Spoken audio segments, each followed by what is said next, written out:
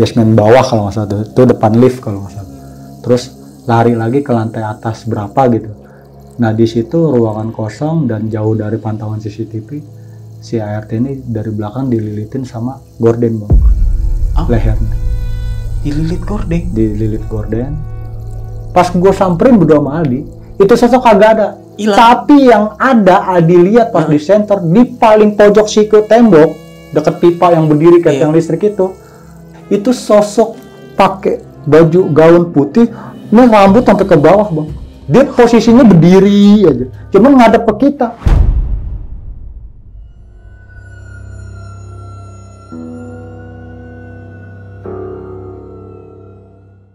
Assalamualaikum warahmatullahi wabarakatuh. Balik lagi bersama gue Nardi di obrolan tengah malam. Semakin malam, makin seram.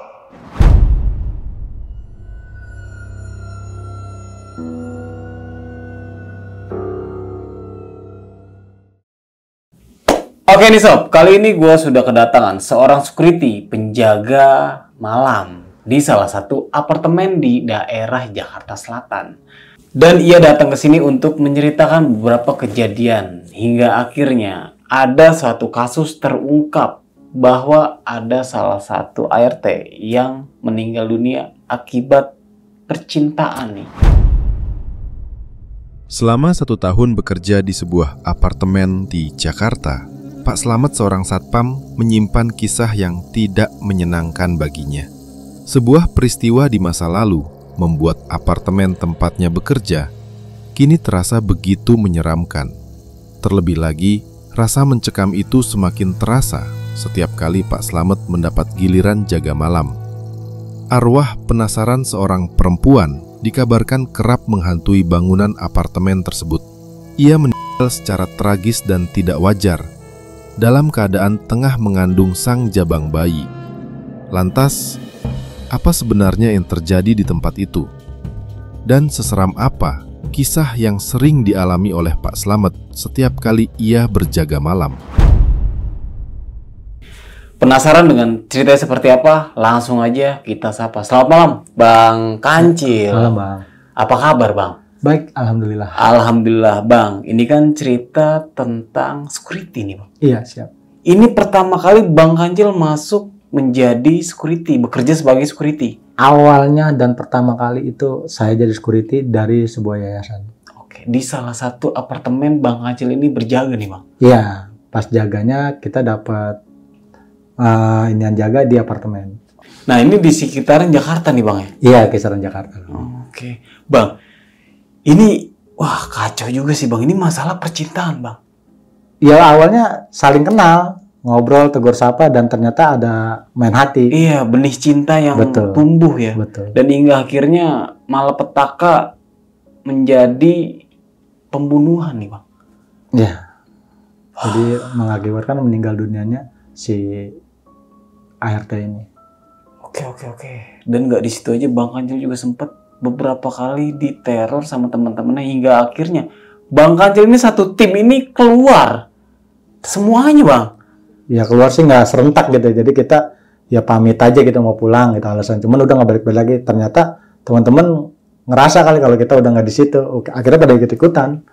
Dan semuanya keluar. Keluar satu tim saya itu keluar sebanyak kurang lebih 8 sampai 10 orang. Wah, anjir. Oke. Bang Kancil mungkin ditahan dulu nih, Bang, untuk ceritanya ini. Siap, Bang. Nah, buat kalian yang penasaran sama ceritanya Bang Kancil seserem apa, kalian bisa tonton video ini sampai habis. Dan buat kalian nih, jangan lupa di subscribe, like, dan diklik tombol hype-nya agar kalian gak ketinggalan video-video terbaru dari obrolan tengah malam. Dan buat kalian nih yang ingin menjadi narasumber yang memiliki cerita pengalaman horor, kalian bisa langsung aja kirim cerita kalian ke WhatsApp yang ada di bawah sini nih. Jangan lupa kunjungi media sosial kita. Nanti semuanya gue taruh di deskripsi. Bang Kancil, Siap, Bang. sudah siap? Siap. Obrolan tengah malam? Kita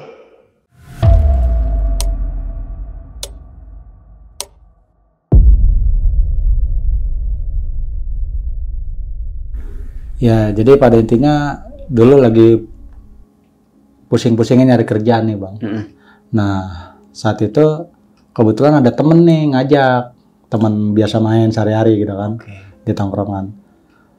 Karena postur badan lah gitu kan masih bagus-bagusnya lah gitu. Udah gitu kan gue tinggi orangnya. Cil, kita coba ngelamar ke yayasan ini yuk gitu kan. Lah boleh tuh, ini security ya? Iya, dari yayasan nih, adalah nama yayasan itu bang. Nah kita ngelamar tuh kalau nggak salah di daerah Kuningan apa gitu kan. Nah terus kita datengin, ternyata sampai sono bukan hanya gua sama teman gua aja nih, banyak juga tuh pendatang-pendatang yang baru ngelamar. Jadi kita ngantri tuh di lapangan kayak area zona parkir gitulah. Iya. Di luar tuh panas-panasan kita ngantri. Terus yang nerima lamaran kita, yang ngedetect lamaran kita itu pakai tenda kerucut gitu warna putih. Kayak stand-stand gitulah. Nah, kita ngelamar bla bla bla bla bla bla. Nanti ya ini dibaca tuh data kita. Ya dia tulis-tulis apalah gitu kan di buku dia tuh di meja. Ditanya-tanya alamat, usia gitu kan, tinggi badan. Nah, akhirnya nanti dikabarin lagi kata dia gitu kan melalui SMS kata dia. Iya, siap Mbak. Makasih. Udah cabut itu. Cuman ngantrinya panjang tuh bang, panas-panasan kita. Karena saat itu lagi ya bisa dibilang pada cepet-cepetan lah untung-untungan gitu, lagi pada nyari kerja, lagi selesai kerjaan gitu. Nah pada akhirnya lama tuh bang, kisaran setengah bulan gue baru dipesan sama dia. Oh, dikabarin lagi? Dikabarin melalui pesan, SMS dulu. Oke. Nah gue buka, wah alhamdulillah nih, gue kontak teman gue nih. Lo diterima gak nih? Ada panggilan gak gitu? Bukannya diterima, ada panggilan gak? Ada, lo diterima gak Cil? Iya gue diterima juga nih, pesan gue nih, gue lagi baca, gue begitu kan. Oh ya udah, akhirnya jalan lagi bareng tuh hari kedua. Udah sekian lama kita nol lamaran, kita dipanggil lagi untuk hari kedua. Akhirnya kita di dalam gedung tuh, di interview lah bahasanya, interview segala macam dan tanda tangan berapa bendel, perjanjian bahwasanya ketika nanti kita diterima dan layak jadi garda terdepan security. Dengan pendidikan, dengan adanya pendidikan ini itulah segala macam. Jadi kita nginep tuh bang dulu di alam lah, alam terbuka gitu. Kita di situ tidak saling kenal sampai jadi kenal. Nah berawal dari situ tuh kita dididik lah, namanya pendidikan gitu. Pendidikan, pelantikan, basic, cikal bakal buat jadi security. Jadi kita digembleng, disuruh lari, squat jump, push up, terus lari pun tidak tanpa suara, tapi bersuara keras gitu. Ada yel-yel lah gitu, baru lari barengan gitu. Yang nggak kuat nanti dipentung gitu. Ya intinya pendidikan lah ya, pendidikan. Nah, pada akhirnya setelah pendidikan 2 minggu kalau nggak salah, kurang lebih dulu ya. Saya tuh diinin bang, dipanggil lagi untuk ketiganya tuh. Setelah pulang tuh 2 minggu lamanya kurang lebih ya hampir seminggu lebih lah gitu, hampir 2 mingguan. Nah pulang sampai rumah udah pada badan hitam, rambut botak lah gitu kan, prontos. Orang tua kaget dari mana, terus pakai tas dari yayasan gitu kan. Nah, saya bilang deh tuh, ini mak kita ikut naruh lamaran, ikut pendidikan basic untuk cikal bakal security. Nah, orang tua sempat senang sih dengarnya, namanya udah ya orang tua udah berumur juga sih bang. Segirang alhamdulillah kalau lo udah mau kerja mah gitu. Kira udah istirahat cuma 2 hari, dikabarin lagi suruh ke kantor pusat. Di mana tuh? Di daerah Kuningan dulu. Iya. Nah dari perusahaan gue ini, yayasan gue ini, gue dipinta harus siap untuk jaga di salah satu apartemen di daerah kisaran Jakarta lah bang. Gue nggak bisa sebutin namanya ya. Pokoknya ada apartemen besar lah bisa dibilang ya, mewah besar di kisaran Jakarta ya. Nah, gue disuruh siap gitu. Mau nggak mau, gue harus siap. Akhirnya siap dan sama deputi gue tuh. Saat itu deputi gue itu TNI dia pangkatnya. Siap dan bisa gitu kan. Akhirnya sanggup dan udah. Nah akhirnya di situ di rolling nih gue nih, diacak di kantor itu banyak tuh security, bukan hanya gue tuh bang. Datang dipanggil untuk penjagaan, dikasih alamat doang. Ini alamatnya catat, baru ngeluarin pena catat. Ada yang pakai kertas, ada yang di tangan gitu kan, karena lupa bawa kertas. Catat buru-buru, nanti disalin pakai kertas yang lain lah gitu, minjem. kertas dari temen. Akhirnya pas dikasih alamat, keesokan harinya kita ke alamat itu, nggak boleh telat, harus on time, pagi-pagi banget. Nah, gue berangkat dari rumah subuh tuh. Oke. Gue jalan karena perjalanan jauh bang. Iya. Gue dari Jakarta Timur.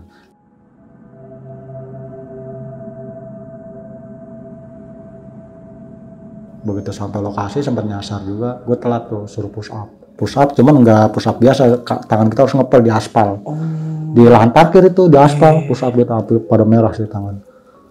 Push up 100 kali push up. 100 kali dengan posisi dikepel di aspal. Nah, selesai, istirahat di tempat, siap gerak, udah dipecah tuh kita. Nah, kebetulan area zona ini kita udah telusurin bang, hari pertama. Nah, sampai dari pagi tuh kita muterin zona area sekitar, ada mall, ada hotel, penginapan, apartemen segala macam, hotel mewah lah, apartemen mewah lah daerahnya itu. Besar lah gitu tempatnya, lokasinya bagus. Terus paling atas ada ini ada itu, kolam berenang segala macam, ada mallnya juga. Nah, kita udah terusurin sampai 4:30 itu baru pembagian tim. Nah, gue kebagian itu sebanyak 8 sampai 10 lah kurang lebih, 10 tim, 10 kelompok. Nah, gue 10 orang, satu kelompok gue itu di kelompok ketiga bahasanya, kelompok C. Selang habis sweeping area segala macam, pembagian jadwal segala macam, jam 6:30 gue baru bisa pulang tuh. Jam 6:30 Dari hari pertama gue nyari alamat lokasi ya, tempat penjagaan nantinya. Nah, itu pembagian seragam segala macam di tempat juga tuh bang. Dikasih unjuk mesnya ada, kalau mau tinggal di sini nginep atau pulang seminggu sekali gitu, ada mesnya bang. Nah, itu pulang gue 6:30 malam sampai rumah. Nah, 6:30 malam gue pulang, gue cuma dapat istirahat 2 hari. Setelah 2 hari besokannya gue kerja. Real, pure, kerja hari pertama gue jadi security. Datang pagi, namanya kita kerja ya kan. Di lokasi, di lapangan, baris berbaris, siap siaga security, segala macam peraturannya ya kan. Nah, kita tuh mencar. Jadi pas di tim gue kebetulan dapetin pagi pertama. Di tim C nih, tim kelompok 3, dapetin pagi pertama. Jadi sistem jaganya 4-3. 4 hari kerja, 3 hari libur. Nah, di situ gue sebanyak kurang lebih 8-10 orang tuh tim gue, kita mencar tuh. Udah dibagi sama deputi peraturannya. Lu hari pertama jaga di gerbang luar, ya lu mau hujan mau panas ya lu kepanasan kehujanan. Itu resiko lu. Nah, lu kalau ditempatin dijaga zona-zona dalam atau di basement, ya itu resiko lu juga gitu kan. Kalau di basement ya resikonya jaga-jaga mobil. Kadang spion tuh pada hilang biasanya tuh. Kalau di basement mobil-mobil mewah tuh biasanya spion pada hilang tuh bang. Hati-hati tuh kalau di basement. Nah, hari pertama gue kebagian tuh di basement, di lobby, bukan di basement, di lobby, pintu lobby pertama malah. Awal gue kerja di lobby, gue sambut buka masuk, sambut datang keluarnya tamu gitu kan, dengan ramah, dengan sopan gitu kan. Karena kan itu peraturan tertib security lah salah satunya gitu kan. Sopan, terus sikap apa gitu kan. Membuktikan kalau kita tuh aparat gitu, security.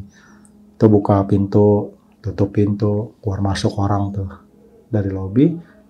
Hari pertama berjalan bang. Sampai hari kedua, sampai hari ketiga, dan seterusnya tuh. Selang di sebulan lamanya lah, sebulan 20 hari. Sebulan 20 hari, di tim gua ini, tim ketiga ya, kelompok ketiga nih, tim gua ini sebanyak 8-10 orang itu, salah satunya bermain perasaan. Sama salah satu, bisa dibilang mungkin ART atau baby sister, yang ada di apartemen tersebut. Nah, kita udah pada wanti-wanti, udah pada nasihatin. Cuman kan, ya kita hanya tim, hanya kelompok. Selebihnya kan kagak tahu nih karakter masing-masing, belum sangat mengenal gitu kan. Karena ketemunya cuman ya bisa dibilang dari pas pelatihan aja ya. Jadi karakter masing-masing belum banyak yang memahami nih. Cuman itu kemauan temen nih lagi-lagi. Taruhlah namanya Slamet ya. Nah, si Slamet ini bermain hati lah tuh sama karyawan di apartemen tersebut salah satunya. Kita udah sering wanti-wanti, jangan, kita tugas gini-gini. Cuman setiap jadwal malam dia selalu pacaran tuh. pacaran. Dan kebetulan setiap jaga malam pun dia kebagian di zona-zona aman, kayak di basement, kan zona aman. Oh, Iya dong, cuman iya. jagain mobil, nggak banyak orang lalu lalang. Kan kalau udah tengah malam juga basement kan sepi aja kan, nggak banyak orang lalu lalang. Nah situ basement soalnya udah ada berapa basement gitu, banyak bang. Nah itu dia sering hubungan gitu, menjalin kasih lah ya. Nah namanya dua sejoli lah gitu kan, sering pacaran, kadang di kolam renang di atas, kadang di tangga darurat, kadang di tempat dia jaga di pelatihan itu di basement. Nah sampai lambat laun tuh ternyata si perempuan ini hamil bang di luar nikah. Dan dia tuh sempat menuntut si Slamet untuk bertanggung jawab. Tapi yang sangat disayangkan, setahu kita si Slamet ini udah punya istri. Terus si perempuan ini pun kalau nggak salah dengar ya, udah punya suami. Oh, sama-sama udah berkeluarga. Betul. Tapi dengan kejadian seperti itu, mungkin itu teguran dari yang kuasa ya buat mereka berdua. Si perempuan menuntut, udah tinggalin istri lo, terus tanggung jawab atas ini semua. Jadi seakan-akan nih si perempuan udah mau nih bersama dia untuk selamanya, mungkin sama si Slamet, taruhlah namanya ya. Cuman si Slamet ini masih bingung bang, masih kalut, masih gundal lah kan, karena di kampung dia mungkin ada anak atau ada istri atau hanya istri aja gitu kan, kita kan nggak tahu gitu kan. Ya Slamet lagi pusing, lagi raut gara-gara pikiran yang di sana lah, yang di kampung. Tapi sedangkan si perempuan ini nuntut nih, banyak nuntut. Jadi setiap malam tuh kita dengar di tangga darurat bertengkar suara dia berdua. Di saat kita lagi ngontrol tengah malam. Terus kadang di basement bertengkar depan lift, suara dia berdua. Kadang ya pokoknya di sudut-sudut tempat lah ya, di zona tempat tersebut, di apartemen tersebut tuh suka terlihat di jam malam tuh mereka selalu ribut lagi. Berantem masalah itu lagi gitu. Dan kalau nggak salah sempat ngucap, udah hilangin aja. Siapa yang bilang gitu? Si Slamet itu ngomong ke si perempuan ini, gugurin, tapi perempuan ini nggak mau bang. Nah itu makin riuh lah ya, makin rumit permasalahan dia berdua. Kita juga udah ngejelasin udah ya kan, yang dari awal. Terus pas udah dengar masalah keributan gara-gara kandungan, kita pun udah ngambil jalur. Yaudah intinya sekarang mah kalau tuh perempuan minta nikah, udah nikahin gitu kan. Kita udah ngasih jalan dan ngomong baik-baik ke kampung sama keluarga di kampung atau sama istri di kampung ya kan. Ya sekarang pilihannya tinggal istri di kampung ngizinin atau minta cerai, ya itu udah resiko kita bilang gitu kan. Cuman kan yang ini minta dipertahankan. Kalau digugurin ya lu satu udah berbuat salah, kedua makin salah hidup lu gitu bilang gitu. Dia minta sharing, udah kita kasih pemasukan. Kita nggak ada yang nyangka sama sekali bang. Itu selang kandungan 2 bulan jalan atau 3 bulan. Di malam itu pertengkaran yang sangat sengit. Kita terpisah sangat jauh deh. Gue jaga di dalam mall, dia jaga di basement apartemen. Di lantai basement paling bawah lagi. Bukan di lantai 2 atau di atas atau di tengah. Nggak ada yang tahu dari jam 9 sampai setengah 3 pagi. Gerak-gerik mereka berdua. Nggak, maksudnya nggak ada yang tahu, nggak kelihatan lalu lalangnya bang. Di malam tersebut. Dan ternyata keributan itu berpanjangan bang. Di malam terakhir itu berujung maut. Maksudnya? Si perempuannya ya. Si ART ini bertengkar sengit di tangga darurat. Dulu kita bahasanya tangga itu pintu besi. Tangga darurat itu pintu besi. Bertengkar sengit sampai dia kejar-kejaran sampai ke depan lobi basement bawah kalau nggak salah, itu depan lift kalau nggak salah. Terus lari lagi ke lantai atas berapa gitu. Nah di situ ruangan kosong dan jauh dari pantauan CCTV, si ART ini dari belakang dililitin sama gorden bang, lehernya. Dililit gorden sampai mungkin dari situ meninggal dunia bang. Ketika meninggal dunia kalau nggak salah dimasukin ke kantong plastik atau diseret, ditaruh di palet lah ya, kalau sekarang palet ya. Jadi wastafel, bawahnya ini ada lemari. Ini wastafel nih, itu bawahnya ada lemari. Nah itu ada pintunya kan, lemari gupet itu ada pintunya tuh ya. Itu dimasukin Si almarhum dimasukin situ, ditaruh situ dengan posisi badan nekuk begitu bang. Sama siapa? Sama si, taruhlah si Slamet ya. Dan wajah, dari wajah sampai leher, kepala semua, kaki, badan dililitin gorden, dibungkus sama gorden. Nah itu lama tuh bang, kagak ketahuan sampai yang punya kamar apartemen itu, kamar berapa gitu di lantai 13 apa lantai 11 gitu, pulang nih, entah katanya habis umroh atau dari mana gitu, baru pulang karena memang udah hampir sebulan si pemilik ini nggak kelihatan. Jadi ART ini yang selalu ada di kamar tersebut untuk rapi-rapi, beres-beres gitu kan. Nah ketika dia pulang, satu yang dicari sama dia, bukan kamarnya, bukan TV, bukan lain-lain benda perabotannya, tapi yang dicari itu ART. Nggak ketemu-temu dan kagak ada kabar di kamarnya itu ya, di ruangan apartemennya itu ya, si pemilik nyari-nyari tuh nggak ada peninggalan surat atau tulisan apa dari si ART kalau dia izin pulang kampung atau apa gitu, nggak ada kabar. Dicari ke seluruh ruangan nggak ada, sampai ke kamar si ART pun nggak ada.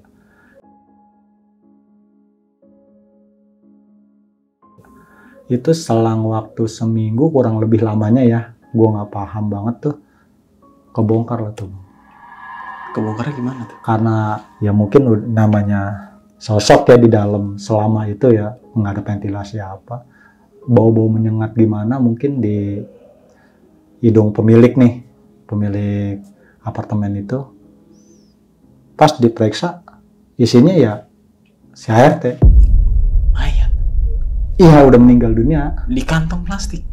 Dililitin gorden. Oh, tapi dibungkus pakai gorden, dibungkus, dililitin gorden, terus palanya cuma dimasukin trash bag doang gitu, ditutupin palanya. Jadi ternyata itu bau menyengat dari bau aroma busuknya si almarhum. Karena ya udah berhari-hari ya, lebih dari 3 hari gitu. Dibuka, udah dicari kemana-mana, ditanya ke security nggak ada yang tahu. Dan di hari malam terakhir itu, setelah kejadian itu, memang si Slamet ini terburu-buru bang. Jadi dia turun ke basement jam 4:30 pagi, kalau nggak salah 4:30 lewat. Dia turun ke basement, dia ke mes, dia bongkar tuh berangkasnya dia tuh, rak bajunya dia tuh, lemari besinya dia bongkar, dia masukin kaos, pakaian-pakaian dia yang penting-penting. Gue pamit ya, Arjen. Lah belum apel balik, wakilin aja. Kan kalau baris biasanya kalau baris nih kita main tutup-tutupan tuh bang, jadi nggak kelihatan sama komandan. Komandan nggak sweeping sampai ke belakang-belakang. Wakilin aja. Jadi seakan-akan dia ada, padahal nggak ada gitu di barisan. Ya udah, kita nggak ada yang tahu kalau ternyata itu malam terakhir dia cabut ya kan dari kerjaan sebagai security, dan malam itu malam kriminalnya dia. Dia melakukan hal sekeji itu terhadap kekasihnya, yaitu ART. Jadi pas dia cabut, kita nggak ada yang tahu kalau itu kejadian yang sangat fatal malam itu, dan kita semua kecolongan. Dan pada akhirnya rame tuh, udah sekian hari si pemilik itu yang tadi gue bilang tuh, pemilik kamar ngendus bau-bau aroma nggak sedap. Pas dibuka kolong wastafelnya tuh, lemarinya, pintunya, itu langsung jatuh keluar sosok jenazah itu. Si ART itu langsung jatuh keluar, udah teriak-teriakan sekencang mungkin lah gitu kan, karena kaget apa shock gitu kan, karena katanya pun udah puluhan tahun ikut si bosnya. Jadi bosnya udah kayak saudara lah, kayak anak lah mungkin sama bosnya itu. Semua rame, dan kita menyadari ini kesalahan yang malam terakhir Slamet perbuat ini. Ternyata dengan hawa tergesa-gesa dan takutnya dia tengah malam itu, ya bisa bilang udah pagi lah ya, 4:30 lewat, dia izin pamit. Ternyata ini bukan Arjen sembarang Arjen. Udah kita siap mental semua bang. Di plotting, aparat udah penuh. Mungkin beberapa wartawan mungkin, atau dia ngebuktiin, nunjukin gue wartawan nih, atau dia diem-diem, mungkin ada di situ banyak, karena udah banyaknya orang. Nah kita di plotting di belakang gedung bang, dibarisin, dikumpulin sama komandan, ditanya satu-satu sama deputi kita, dipukulin kita punya lati. Dipukulin? Ya iyalah, untuk kan mereka untuk cari tahu.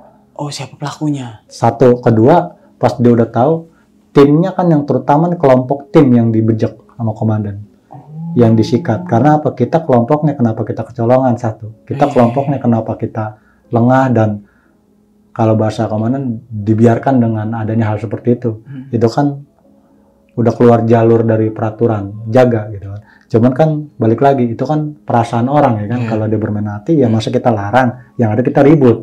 Cuman kan kita udah wanti-wanti, udah menasihati gitu kan. Jangan sampai terjadi yang fatal segala macam kan udah gitu. Cuman memang mungkin karakternya aja kali mereka berdua gitu awalnya yang udah terlalu gebu-gebu gitu kan menjalin perasaan sampai berujung maut tuh. Nah itu kalau nggak salah kejadian di 2004 apa 2006 itu ada beritanya Bang. Nah itu sangat disayangkan Bang. Jadi intinya dari pas kejadian itu, singkat cerita nih ya, itu nggak butuh waktu sebulan Bang, itu butuh waktu 5 hari. Kita jaga keadaan tuh kagak enak Bang. Saban kita jaga malam, setiap kita jaga malam itu selalu keadaan gak enak, karena semasa hidupnya almarhum ini open sama kita orang. Semasa hidupnya si almarhum ini itu benar-benar kelihatan gitu. Dia selalu nyapa, selalu ngasih kita kopi kalau dia ketemu di, kita lagi jaga nih di mall, ketemu dia nih, Pak kopi nih. Emang humoris gitu orangnya. Baik lah ya. Ya, pure kita sama security semua gitu. Pure gitu, orangnya baik lah, terkenal baik lah. Sangat disayangkan itu, Pak. Bang. Itu sangat disayangkan banget. Jadi, intinya pas kejadian itu, 5 hari setelah kejadian itu kebongkar semua atas meninggalnya ART tersebut. Itu sunyi setiap malam.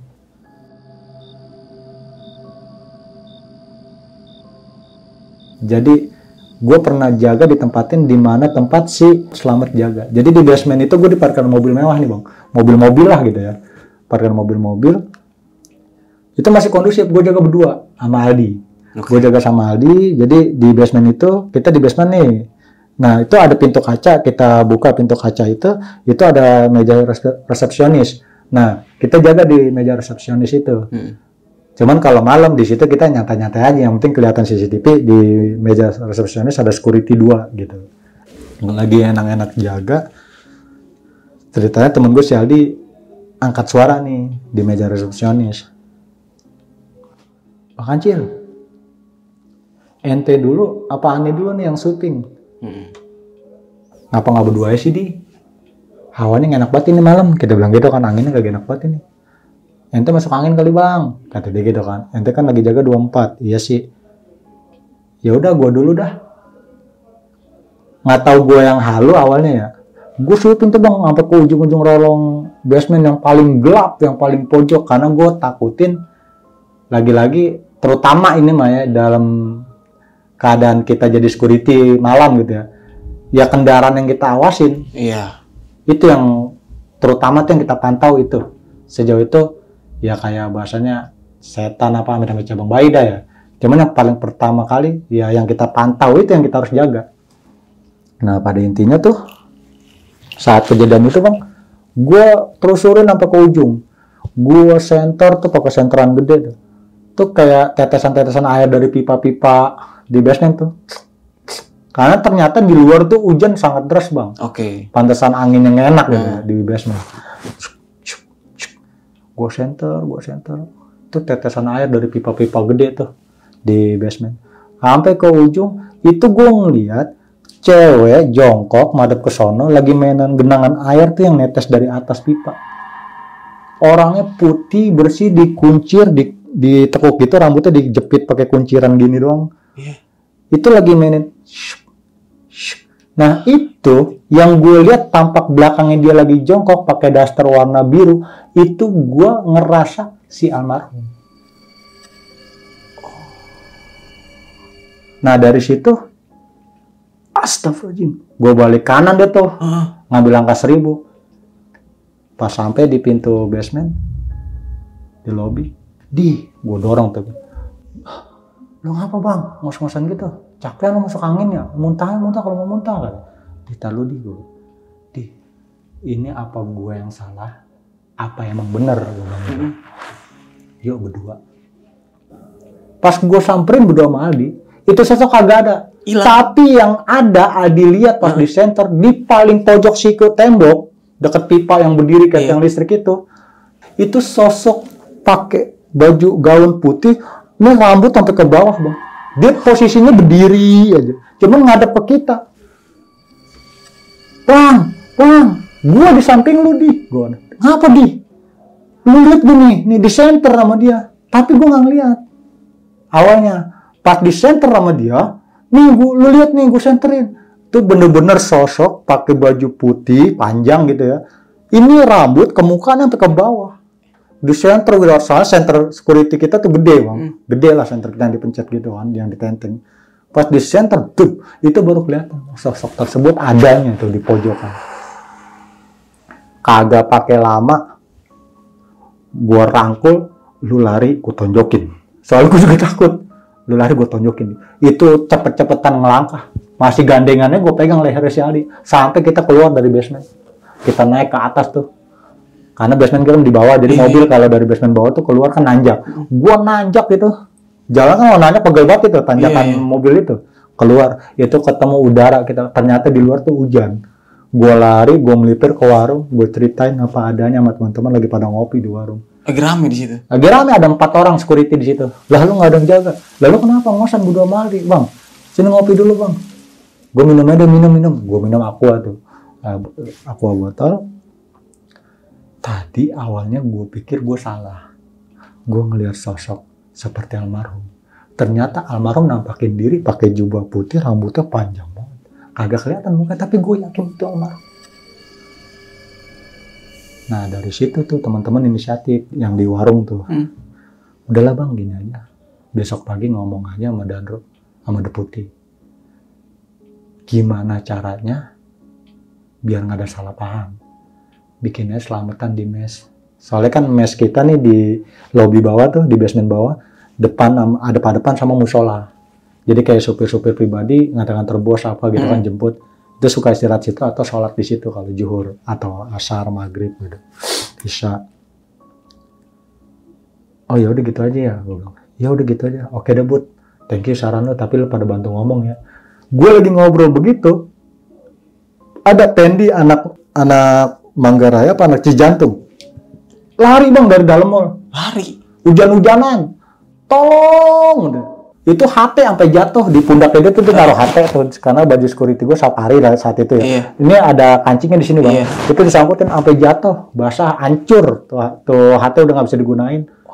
Dia lari dari pintu utama mall, dari gedung ujung sana lari ke warkop, hujan-hujanan, ngos-ngosan. Lu ngapa? Gue bilang, Pen, lu ngapa Pen? Kan dia nama Pendi, kita bisa manggil Gepeng, peng gitu kan. Lu ngapa Peng? Bang, gue ngeliat almarhum di eskalator nganjungin tangan, pakai baju kaos biru, sama celana pendek segini lepis. Dia ketawa-tawa gini-gini bang. Diunjukin.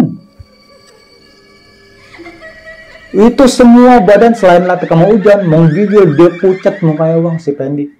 Peng lu minum lu Peng, gue mana? Bude minta teh anget dah, teh pahit anget, dibikinin. Bude pakai nakut-nakutin yang punya warkop. Emang Kak Mas, Bapak kalau yang kayak gitu-gitu biasanya ada. Soalnya dia jiwanya penasaran. Ya itu mah walau-walam kan. Cuma maksud gue timingnya nggak tepat tuh bang.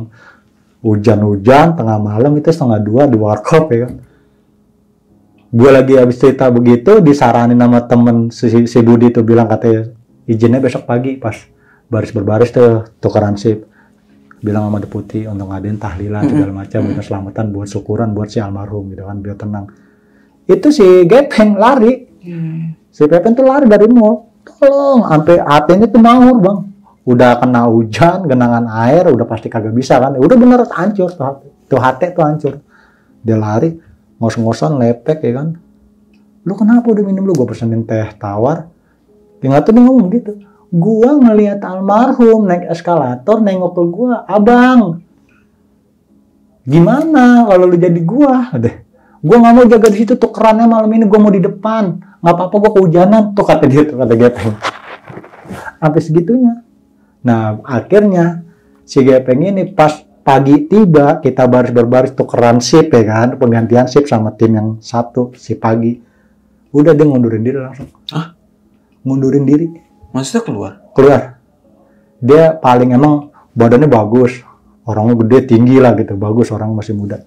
Cuman disiplin sih disiplin tuh orang. Cuman dia sama hal kayak gitu paling anti, paling takut. Dia packing setelah baris berbaris tukeran shift buat yang jaga pagi, terus kita nyerahin laporan semalam terjadi taruna atau tidak, kan kita harus ada laporan buat shift pagi. Kira udah itu selesai baris berbaris. Nah, pada masuk ke mes, pada istirahat, gue pada buka sepatu, cuci kaki dan masuk ke mes, mau pada tidur nih, dia langsung ngepakin barang. Bang Janggung, sorry ya, gue mau jadi OB dah, mau jadi cleaning service dah, yang penting nggak di tempat ini dah.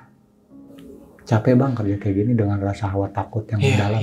Akhirnya dicabut izin sama komandan, bener-bener dia resign ya kemauan diri sendiri gitu, tanpa ada masalah, tanpa ada tekanan lah gitu dari komandan atau dari teman-teman di situ gitu orang. Ya udah mau nggak mau ya udah kita terima dengan lapang dada. Cuman ngerasanya nggak enak aja gitu, ditinggal sama teman asik gitu, biasa nongkrong bareng, apa jaga bareng gitu kan. Tim hilang tuh jadi 2, si pelaku sama dia. Kira udah dari situ ngomong dah kita mau komandan. Dengan adanya si Gepeng juga dan hawa takut yang mendalam seperti itu begini, dan jiwanya dia kan waktu pelatihan juga di hutan begini. Ya kita sih percaya nggak percaya sebenarnya mah. Cuman pada intinya kita bertiga yang ditunjukin malam itu, dan pas tepat itu malam Jumat. Pas banget malam Jumat. Pas malam Jumat bang. Jadi gue ngomong sama komandan adakan tuh yang namanya tahlilan, syukuran lah gitu kan. Akhirnya komandan ya udah nanti deputi gue nih nanti ngomong gini sama kepala di sini, saya coba ajukan paling kagak tumpengan lah gitu, selamatan syukuran. Ya udah. Sebelum itu berjalan, malam besoknya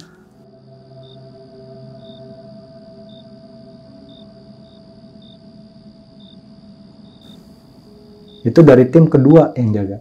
Tim pertama kan pagi tuh, habis gue turun malam, terus tim pertama, tim kedua ada tuh jaga malam. Satu tim itu 3 orang kesurupan bang, sebanyak dia 7 orang timnya, kelompoknya 3 orang kesurupan. Di mana kalau nggak tahu, di tempat basement yang kemarin malam gue ketemu sosok tersebut. Dari 7 orang 3 orang yang 3 orang kesurupan itu, teriak-teriak, terus di pojok nangis, dijaga di basement tuh yang tadi gue bilang pintu kaca, lo masuk ada meja resepsionis, duduk ngapa-ngapain lu, cuman yang 2 nih lagi sweeping, yang 1 jaga basement. Takutnya kan gini, tamu malam tuh, tamu hotel, apartemen ya, pulang malam pakai mobil, masuk, udah kadang-kadang jatuh di situ tuh di depan resepsionis, karena dia biasa pada habis dari mana-mana mungkin party apa gitu, mabok apa. Jadi kita yang nuntun tuh bukain lift, kan langsung lift tuh masuk basement tuh, lift ada 4 lift. Nah itu kita masuk, ntar kita lihat kuncinya nomor berapa, kita masukin ke kamarnya gitu, kita bantu sampai dalam, sampai masuk kamar, sampai istirahat. Jadi makanya banyak tuh yang jaga di basement security malam. Soalnya ada meja resepsionis juga buat nunggu-nunggu tamu-tamu yang baru pada pulang malam gitu kan, yang punya apartemen. Itu yang duduk di resepsionis turun dari bangku, di pojokan dia nyempil, sembari nangis. Aku nggak terima, sembari nangis bang. Nah itu yang 2 lagi sweeping, kesurupan juga, teriak-teriakan kagak jelas. Akhirnya apa? Kelar itu masalah, dapat info tuh dari grup. Kita kan di mes semua, siapa yang mau ngeladenin, ya kan? Akhirnya apa? Dia berjuang tuh timnya pada takut, dia mau keluar ngelangkah, orang gelap banget. Buka pintu mes udah gelap apa? Di ituan itu basement, gelap banget bang. Kalau malam tuh gelap, lampu semua dimatiin, paling lampu-lampu sudut doang. Itu kita lagi pada mantau di grup, dengan adanya yang 3 itu kesurupan, tim malam itu lagi dibantu sama teman-temannya, sama beberapa pengurus di situ lah, ada petua di situ yang jaga-jaga kayak merbot musola gitu, yang bersih-bersih, yang tidur musola tuh orang tua dari situ, sering ada di situ, dia yang nolong tuh, dibacain doa sama dia sampai digotong-gotong taruh musola, dia yang ngebuka lah gitu, yang ngebuang gitu, biar sadar gitu maksudnya. Udah kita pada stuck di situ aja, nunggu di grup aja udah perkembangannya kayak gimana si A, si B, si C ini kan. Lagi tegang-tegangnya nih kita mantau di grup bang. Nggak tahu kenapa tuh ya, itu mes, ini pintu kebuka nih, auranya anginnya kagak enak bang. Pokoknya kagak enak dah anginnya. Anak-anak pada bingung nih, ini kenapa kecil? Lah kagak tahu, udah pada mojokan semua di pojok nih. Itu masuk satu yang jaga malam.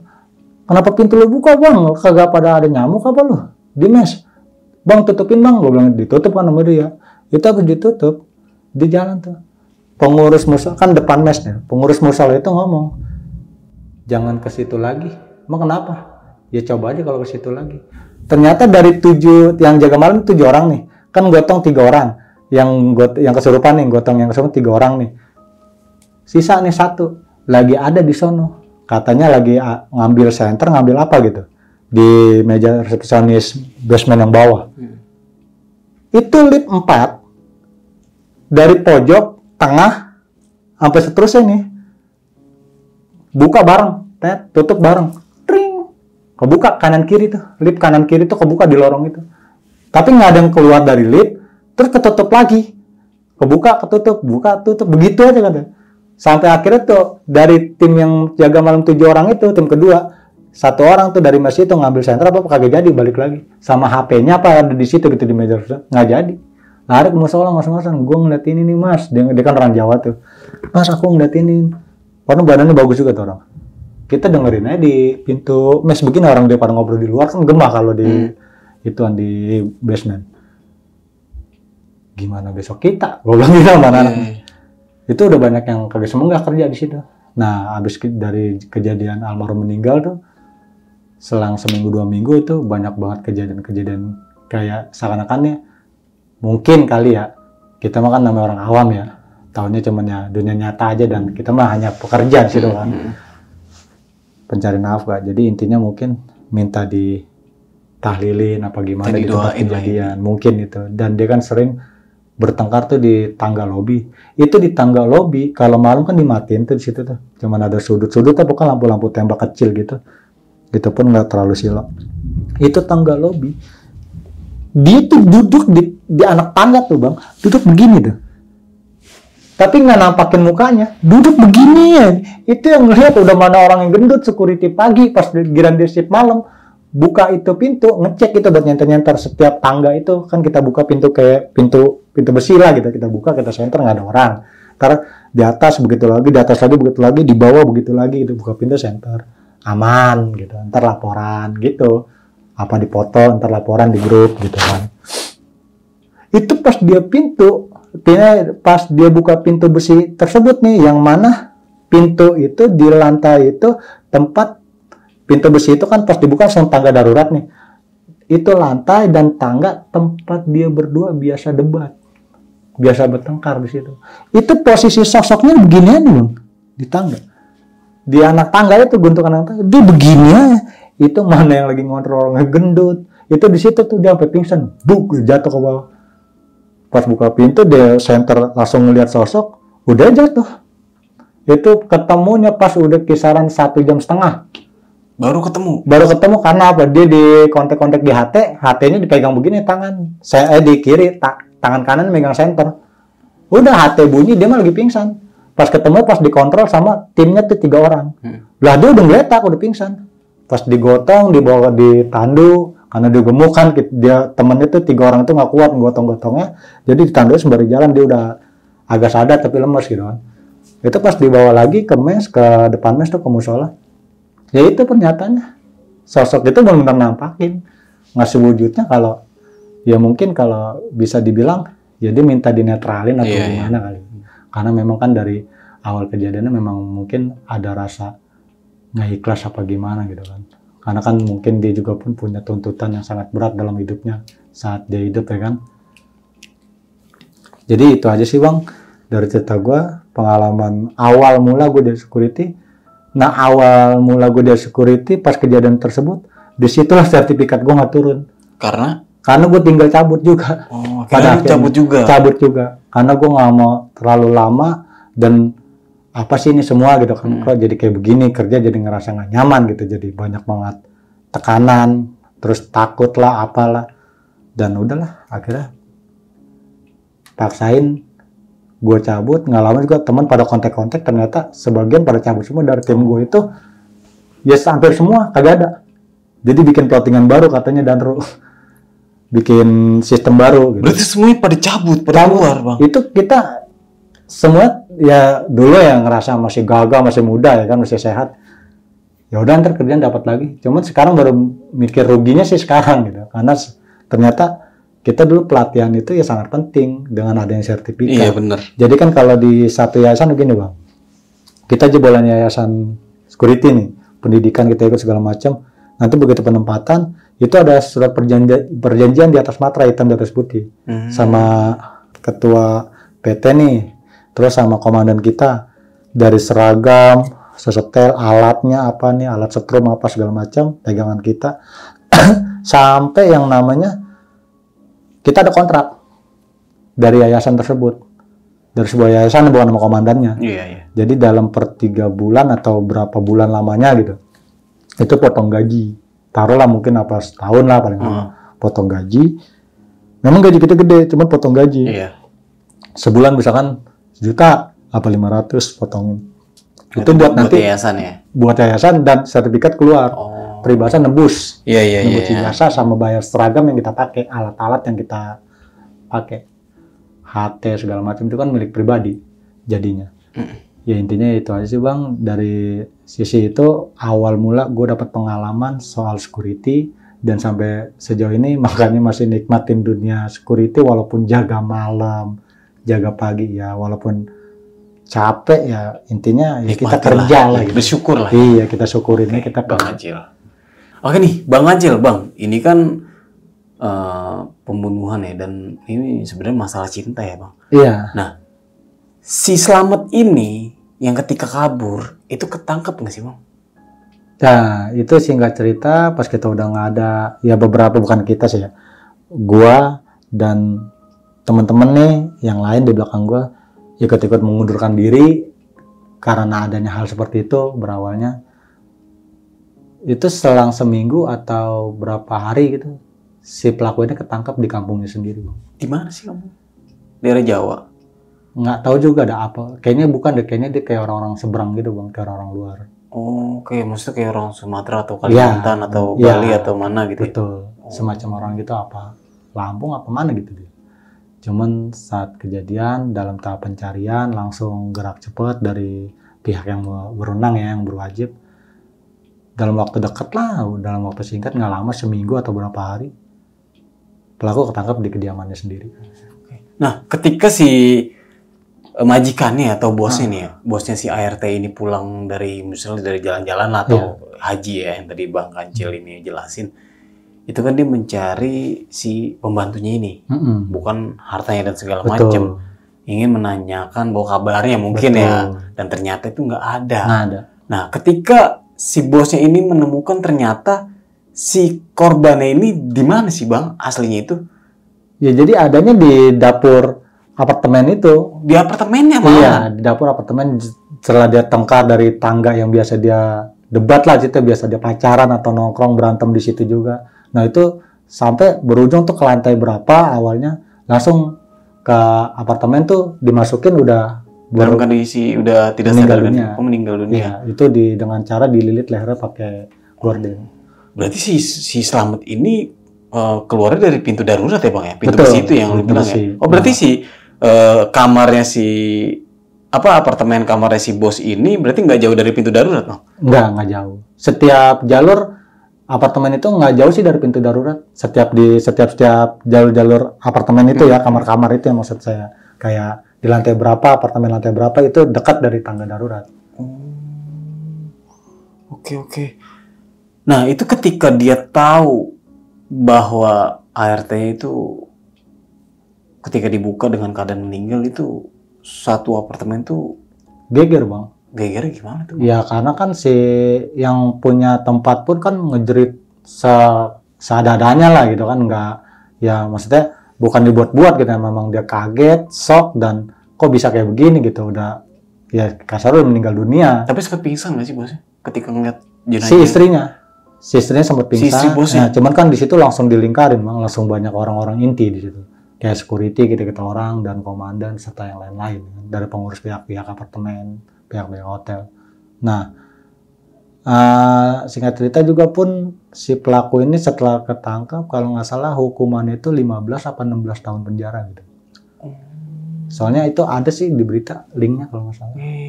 Dari cerita almarhumnya sampai ketangkapnya si pelaku.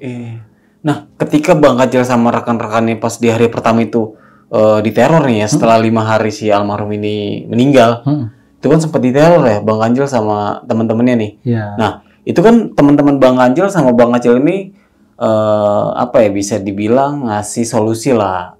Kalau gimana nih kalau kita bikin pengajian atau apa ya, doain tahlilan kecil-kecilan gitu ke Dandru atau bos ya kan, deputi setempat yang Bang Kacil ini jaga. Nah, itu gimana tuh Bang? Akhirnya terkabul atau enggak Bang? Ya itu nggak sempat, sebelum itu dijalanin kita kan udah nggak ada di situ. Ya, karena tekanan yang tadi kita bilang gitu. Jadi udah nggak ngerasa udah nggak nyamannya Bang gitu. Tapi udah sempet dikasih udah dikasih tahu gitu. Kan yang pas yang tim kedua ini jaga malam terus kesurupan 3 orang itu di situ kan udah rame Bang. Deputi sampai udah di rumah, udah waktu dia kan kalau deputi sampai waktu kerja kan sampai jam 4, jam setengah 5 dia pulang. Nah, itu laporan malam nanti berkabar dari grup gitu. Nah, ternyata dengan adanya yang seperti itu kok makin parah mungkin menurut komandan nih, menurut deputi kita. Akhirnya dia datang tuh dari rumah, langsung buru-buru datang ke lokasi penjagaan, dan di situ kita omongin apa adanya.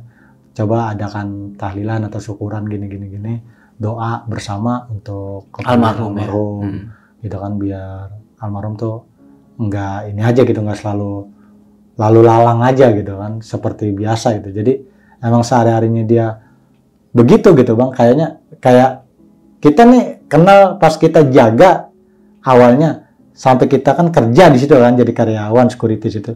Itu benar-benar gampang akrab gitu. Jadi gimana sih kalau kita kenal orang yang gampang akrab? Iya. Kalau ngelihat tuh kayaknya ceria aja tuh orang. Iya, ceria aja. Jadi selalu nunjukin yang kayak gitu, mungkin dia gitu. Pas dia udah almarhum lah ya. Nah, kita ngomongin ke komandan begini, ya komandan bilang itu juga boleh juga sih sarannya, cuman nanti saya laporan dulu ke petinggi lagi. Oke. Dan ternyata nggak tersampaikan ya, nggak terlaksana ya untuk pengajian si almarhum ini ya Bang. Karena semua itu udah pada keluar semua ya, karena nggak kuat Bang ya. Ya dari tim kita sih yang kita tahu hampir semuanya keluar. Ya, kacau juga sih. Oke Bang, dan sekarang Bang Kacil ini juga tetap menjadi security walaupun semua rintangan itu ya bakal Bang Kacil ini hadapin ya. Betul. Ya karena ya untuk saat ini mencari pekerjaan yang susah, yang mending kita bersyukur aja untuk mendapatkan pekerjaan, bener ya Bang? Betul. Bang, sebelum mengakhiri cerita pada malam kali ini nih Bang, punya pesan-pesan nih buat teman-teman yang nonton kisah Bang Kacil pada malam kali ini? Ya intinya sih bukan pesan-pesan ya, lebih ke berhati-hati aja lah, berhati-hati, bawa diri dengan sebaik-baiknya, dan dimanapun kita ada ya selalu tata krama dengan baik lah, sopan santun. Iya benar. Ya, itu aja sih. Oke Bang Kacil, sekali lagi terima kasih Bang. Siap Bang. Oke, mungkin itu aja. Gue Nari pamit undur diri. Sampai jumpa di video-video selanjutnya. Assalamualaikum warahmatullahi wabarakatuh.